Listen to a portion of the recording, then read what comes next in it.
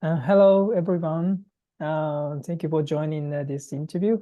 I'm so happy to have Maxim today. That's very good to have a conversation with him.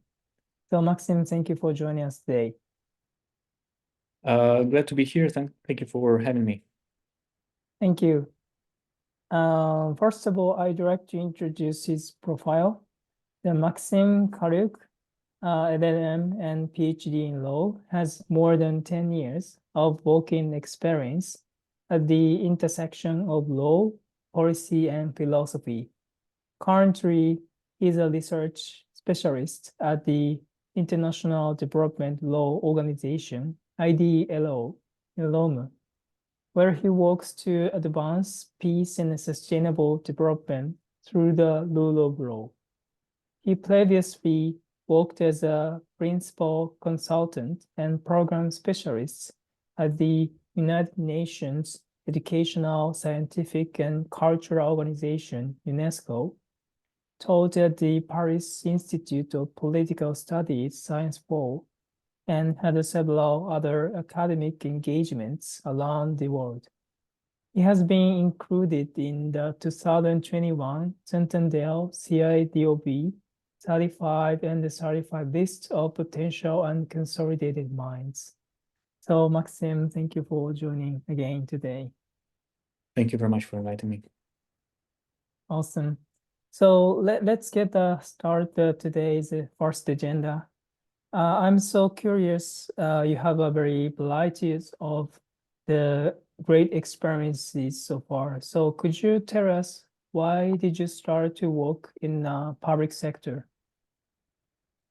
Yes. So initially I was working mostly in academia, mainly doing research, work in different research institutions, universities, also doing some teaching in law schools, and basically working on research projects most of the time. So, but at the same time, I wanted to have more real world impact, essentially to apply, to implement my knowledge in practice. And that's kind of logically led me to join international organizations. That's why I ended up working eventually at UNESCO. We will talk about it a bit more, I guess. And now I'm working at the International Development Law Organization, IDLO, based in Rome, as you said. So basically, essentially, I mean, I see the academia as a great value. I still like to teach. I like to do research and do publications, and I see a lot of value of creating new knowledge. But I also want to see how and make sure that this knowledge actually is being implemented in practice. And I try to do that at a global level. And in my view, is one of the great ways to do so is through the work of international organizations. So essentially to make some sort of profound positive societal change on the ground. Yeah, that sounds amazing. So during your academic careers, what did you measure and study during your universities or academic space? Yeah, my background is in law. So I studied international law and European law.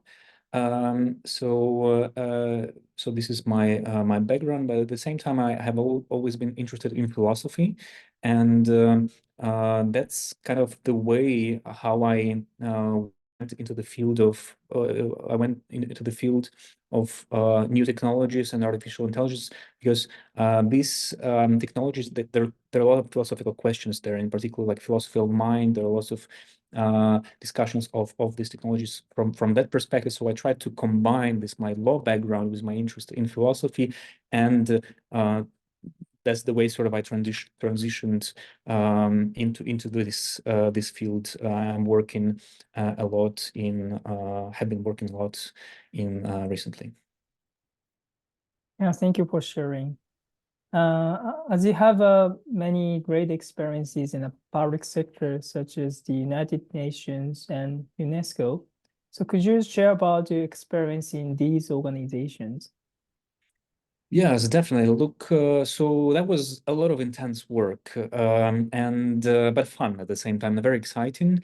It's been a great learning experience as well, and of course, there are some really amazing people that I've met there and who work there.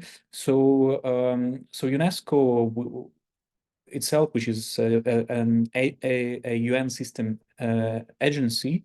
It's a big organization itself. It's I mean, even you can tell from the name, United Nations Educational, Scientific, and Cultural Organization. So it deals with quite a few topics, and in fact, with time, it developed its um, areas into even wider than that. And one of the many things that's unique about this particular organization is its mandate in ethics, which it has within the whole of the United Nations system. So combined with its work in science and technology, UNESCO received a mandate to develop the first global normative instrument in the field of artificial intelligence ethics, which has been a huge task given the novelty of the topic, and that we had to do it essentially in 2 years, which is unheard of if you compare to previous global normative instruments developed by the organization previously. And given that in the end, there are 193 states who are involved in it. So these are some of the reasons why it was intense. The work was so intense, but also I was hired as a principal consultant on the ethics of AI at the very start of the process, at the beginning of 2020, and moved to Paris right before the pandemic. So that's another reason why it was intensive because it basically slowed down all the processes very much. And some people didn't even believe that we would manage to deliver, but we did. And so my consultancy was for 6 months initially, and then I was offered to stay as a staff member, which I did, and I stayed until it was the global normative instrument was adopted in November 2021, and essentially these 193 member states of UNESCO, they signed the recommendation on the ethics of AI. Yeah, and it became the first global normative instrument in its domain. So it was a great experience to help in developing such a major document from its inception to adoption and start of implementation, because it was I mean, it's a place and it was a chance to work with major world experts, because we had experts from all over the world, from different backgrounds, from different cultures, different experiences. It was also an amazing experience of participating in interstate negotiations, because uh, you have states as diverse as, let's say, European Union member states and China, for example, and you have to somehow reconcile sometimes really polar views on these issues among them. Uh, and it was really a huge learning experience. And overall, yeah, I learned a lot. I get many new skills. And uh, what else? So, I mean, another thing, because I mentioned that I studied international law previously. So it was also interesting to experience international and law of international organization in practice, how people working in this institution, how they perceive their role in interrelations of the organization with the member states, which in practice quite often quite different from the theory that we study at that I studied in particular in the law school. So this also gave me lots of new how to say ways to understand how things work in practice. And that's why, kind of coming back to this initial point I was making, why I went into the public sector in international organization is basically academic theories is great. It's one thing, but it's also important to see how it is actually being done in practice, which sometimes is not the same thing. So it's good to have these both sides in order to become to deliver, let's say, effective tools to address the issues you are working on. So yeah, so overall experience was great, and I know that people really work intensively there. Even now, this team, the team I previously worked with, they are now working actively in implementing this normative instrument, and they are relentless, and they make sure that it happens on the ground, as I was saying. Yeah, that's very amazing to hear the experiences, the involvement at the beginning of the very important initiative in UNESCO. And currently, you changed your role to the IDLO. It's more like low development field, as much as understood. So could you tell us your current role and research topics at IDLO? Yes, IDLO is essentially is the only global intergovernmental organization which is exclusively devoted to promoting the rule of law to advance peace and sustainable development. And my role in this organization is developing knowledge products, essentially research and policy papers on the issues of the rule of law, of access to justice and sustainable development. And I also actively contribute to the management of the research pipeline in the organization and quality control process of the research outputs. So essentially what I do, I follow the motto of the organization, which is creating a culture of justice. So I try to contribute to creating this culture of justice. So overall in the organization, there are several, let's say, cluster topics which are relevant for research as well. So those are justice for women and girls, climate justice, criminal justice and anti-corruption, customary and informal justice, inclusive economic development, health law, food security, and digital innovation, mainly working in developing countries. I myself have recently been working on the issues of judiciary transformation, of anti-corruption, digital rule of law, pretrial detention, and people-centered justice more broadly. So these are kind of the fields I have been working on recently, and the role I have in it. Yeah, that's quite so important to coordinate it with the international discussion in the law field. That's very brilliant to hear your experiences. The next questions about the transition part, which is the sticking to your experiences. As you mentioned, that you work at the UNESCO AI and ethics part. There is many discussions about how we can treat as the AI on the ethical perspective. So how has the UN and UNESCO discussed the AI and ethics until now? Yes, so essentially, yes, so UNESCO has developed this recommendation on the ethics of AI, which outlines, let's say, establishes a global common ground in this field, and it has a set of values and principles with regard to artificial intelligence and ethics of artificial intelligence. But critically, it goes beyond a declaration of ethical values and principles to include concrete policy actions for their operationalization. So the important part of this discussion is maintaining focus on all stages of the AI system lifecycle. And this is crucial because often bias and discrimination, which we know these systems, these technologies can introduce, they manifested downstream as experienced by the users. And they are product of structural inequalities and exclusions upstream, such as the lack of diversity in the management team or technical teams who develop these tools. So the recommendation provides very specific ways to operationalize the principles such as transparency, accountability, responsibility in multiple areas, like in data policy, in gender, in environment, in health, education, economy, culture, so several policy areas that it covers there. And maybe one thing in particular I would like to highlight is the principle of proportionality, which in AI ethics, which I helped in developing, which in fact I initially proposed to be developed, and now it has been reframed as a principle of proportionality and do no harm in this document, and its very first principle in the recommendation. And the essential idea here is that it is a set of conditions that must be satisfied to justify usage of certain AI method. And this can be further even expanded to justifying the using of AI systems as such for particular purposes. The essential idea is that use of AI should fit the pursued aims and should not exceed what is necessary to achieve them. And this will require striking certain balance between the means and intended aim. So these considerations are particularly important in the case of use of data-intensive or resource-intensive AI methods because of their impacts on such concerns as the environment, on data bias, privacy, explainability, transparency, and several others.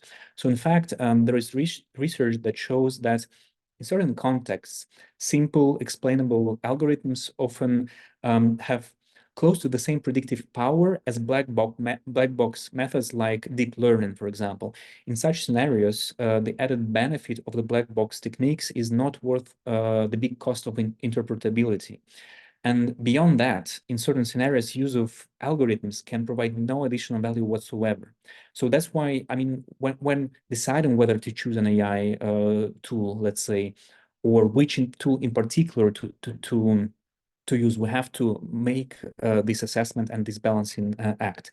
So, so yeah, now, as I was saying, this document is being implemented in practice in real world, and there are several tools for that have been developed as part of this recommendation. One of them is readiness assessment methodology. The other one is the ethical assessment, which kind of are core pillars of the implementation. And these tools aim to assess and promote the resilience of existing laws, policies, and institutions to AI implementation in countries, as well as the alignment of AI systems with the values and principles set out in the recommendation. And in fact, it's not only for states, for example, because the ethical impact assessment has been designed in a way that can also be used by private sector as well. And in fact, there is even now a business council for ethics of AI, which is essentially a collaborative initiative with between UNESCO and companies who develop or use AI in various sectors, currently co-chaired, as far as I remember, by Microsoft and Telefonica, but there are several others who are there. So, and there are some other initiatives which are part of this implementation process. But beyond the UNESCO, of course, it's a big topic within the whole UN system. In fact, when we developed this recommendation, we consulted with all major UN agencies who provided their inputs into this document. Recently, also the Office of the Secretary General's Envoy on Technology created a high-level advisory body on artificial intelligence. So, and the task of this body is to analyze and advance recommendations for international governance of artificial intelligence. Recently, they have published an interim report on governing AI for humanity, which calls for a closer alignment between international norms and how AI is developed and rolled out. And the central piece of this report is a proposal to strengthen international governance of AI by carrying out critical functions such as horizon scanning for risks, supporting international collaboration on data, on computing capacity, and essentially to reach the sustainable development goals. Yeah, I also has some recommendations to enhance accountability and ensure an equitable voice to all countries in the world. So they will develop the final report by the end of the year, because I mean more even earlier, because in September this year there's going to be a summit for the future, or rather Summit of the Future, which is a UN-wide initiative, which will bring together world leaders together to forge a new international consensus on how we deliver a better present and safeguard the future, focusing on transforming the what into how to do it. And on the one hand, the aim is to accelerate efforts to meet our existing international commitments and take concrete steps to respond to emerging challenges and opportunities, such as AI and its kind of benefits and risks. And in the end, a pact for the future will be adopted, which I hope will strengthen. I mean, it will not focus only on new technologies, because it's like very broad, but part of it will also be on new technologies, on AI in particular. And my hope is that it will kind of come up with ways to strengthen oversight mechanisms for the use of data-driven technologies such as artificial intelligence at the global level. Yeah, thanks to your work in UNESCO, there is a lot of the companies trying to start the discussion of the AI and ethics at this moment. Besides, there is a very important announcement in recent by the European Parliament about the AI Act, maybe just become a law, and a lot of companies should seriously to work on a private AI and data protection as well. So in the next topics is about the important space. Maybe you have some inclusion of the data protection with the AI and ethics in the processing of the making a program.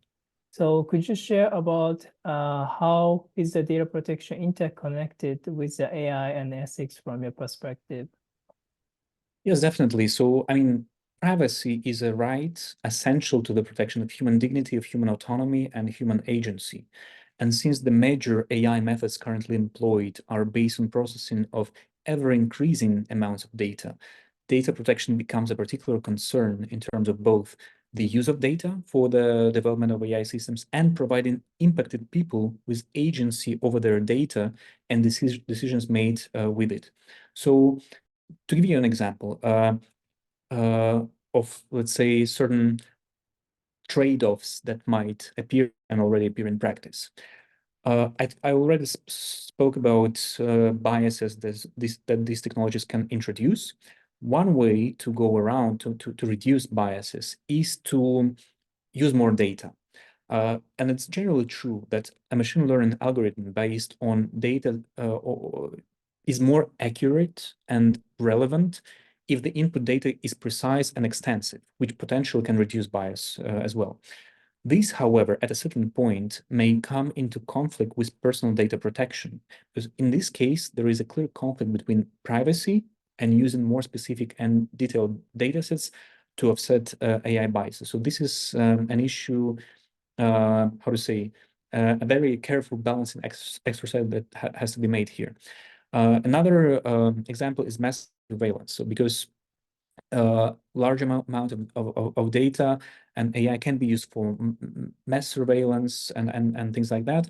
And in fact, the recommendation I was talking about explicitly says that AI systems should not be used for social scoring or mass surveillance. In fact, the recommendation has quite, let's say, strong provisions on data protection and privacy as such. It has, in fact, a principle on the right to privacy and data protection, and has a separate data policy with explanation of what states should do to ensure data protection.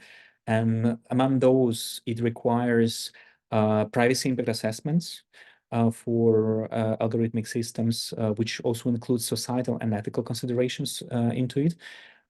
Using privacy by design approach, establishing proper accountability of AI actors, institute redress mechanisms for affected people to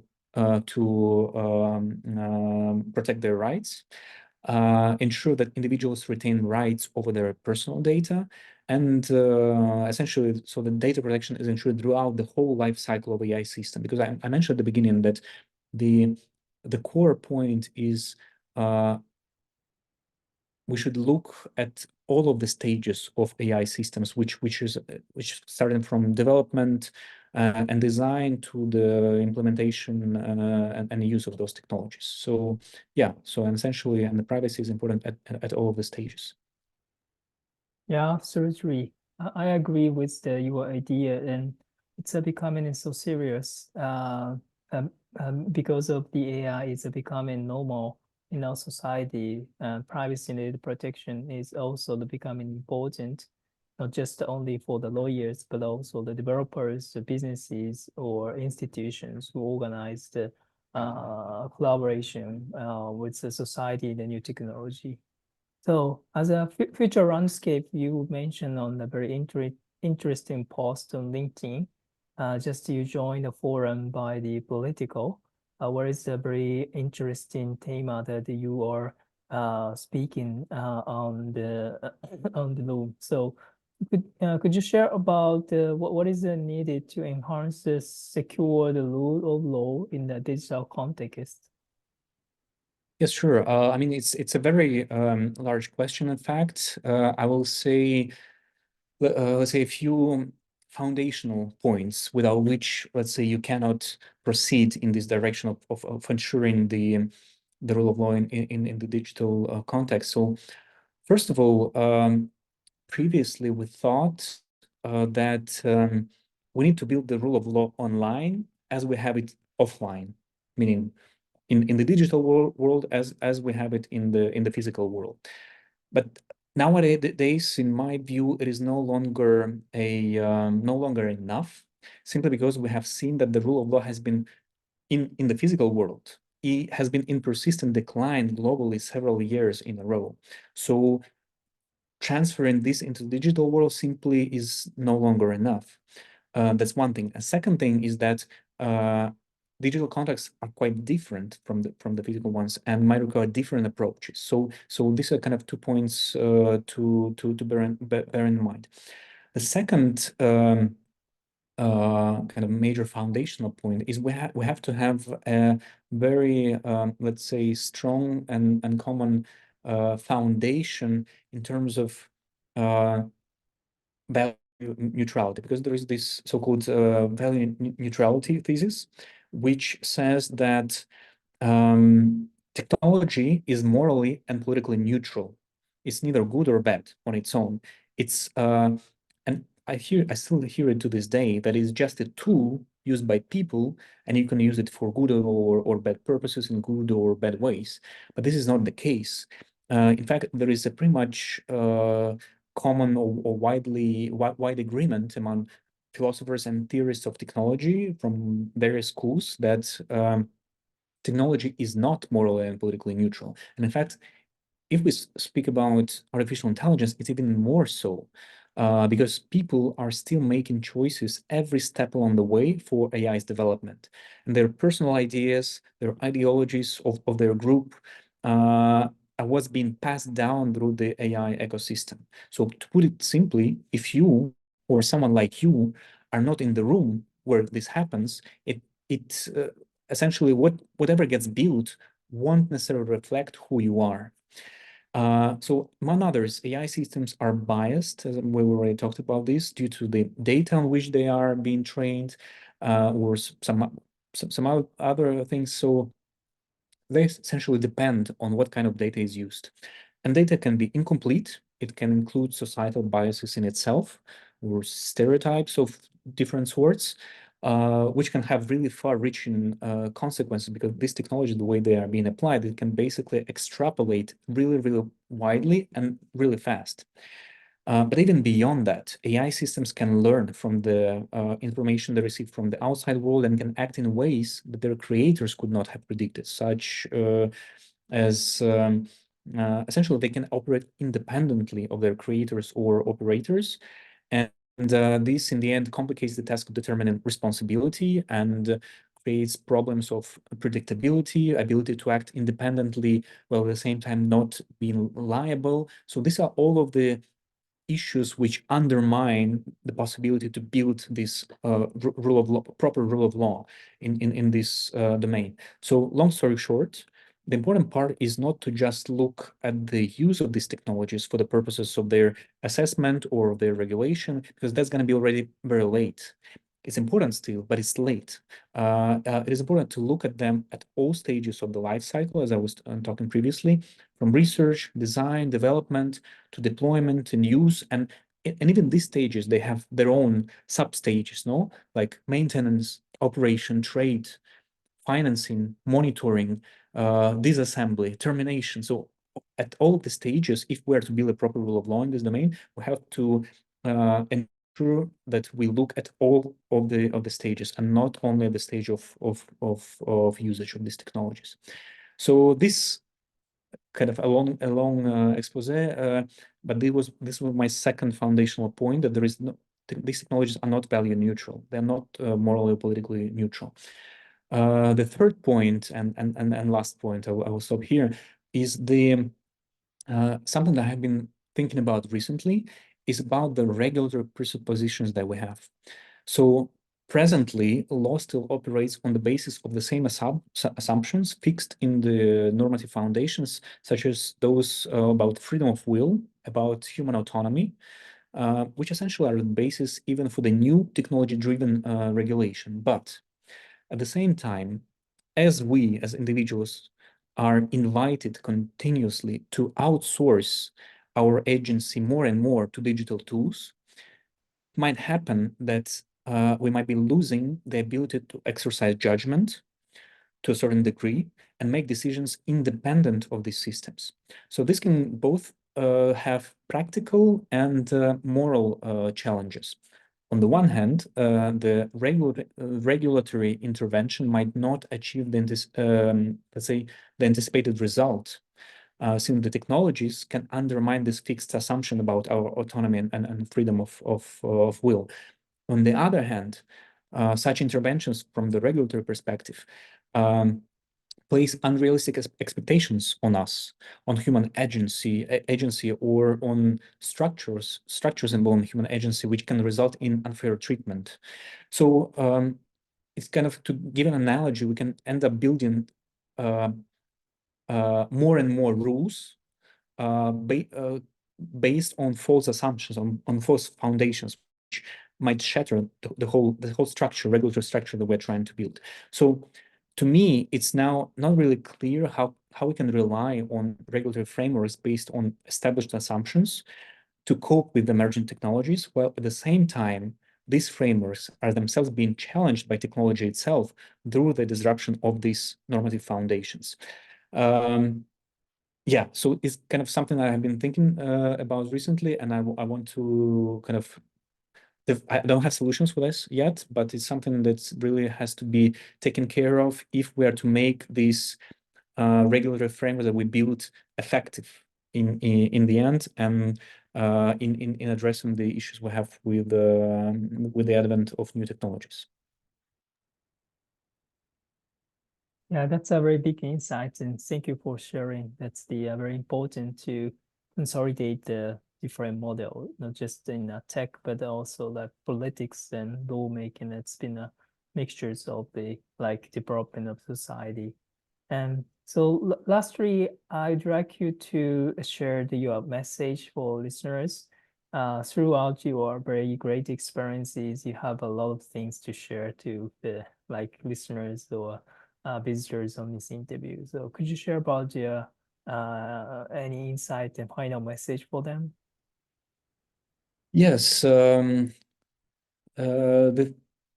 one thing is probably, I mean, there are many things to say here, but I would say a very important thing is to think long term.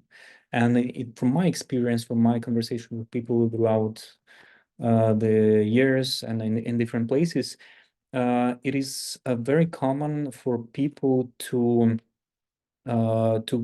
prioritize short-term thinking, which is absolutely normal because it's human psychology essentially, because it's easier to think short-term, and it's really difficult to think long-term. But we have to make a really conscious effort to think long-term, simply because if we're making, because what I also see is that people often put more weight on short-term benefits over long-term risks, which in reality should be the reverse, because the long-term risks, if they materialize, they can create a situation where you are no longer choosing between, as you can do now for short term, between good and bad option, but you might be choosing already between bad and worse option, because the long-term risks, if they materialize, they can kind of cancel out all of the short-term benefits that you have received, and you won't be able to gain them in the future anymore. So, and this applies not only to the new technologies and to the points of the decline in rule of law throughout the world, or the way the technologies are being currently developed and deployed, but it's more relevant in broader context as well. So I would say, yes, it's very important to have to make this conscious effort, however difficult it is, to think about really long term and put more weight on long term benefits and risks, yeah, so that would be my message, because I also met quite a few people who throughout the years would understand the importance of that, but at some point it already becomes late. And yeah, so it applies to broader context, but it's also very relevant to the issues that we talked about today. I would say that would be the message. Yeah, that's a brilliant message. We need to have a long-term vision and creations for the tech industry at this moment. That's a very good context and sharing your important message. So again, thank you for joining Maxim from Literary. That's great to have a conversation today. My pleasure, my pleasure. Thank you very much for having me. Thank you.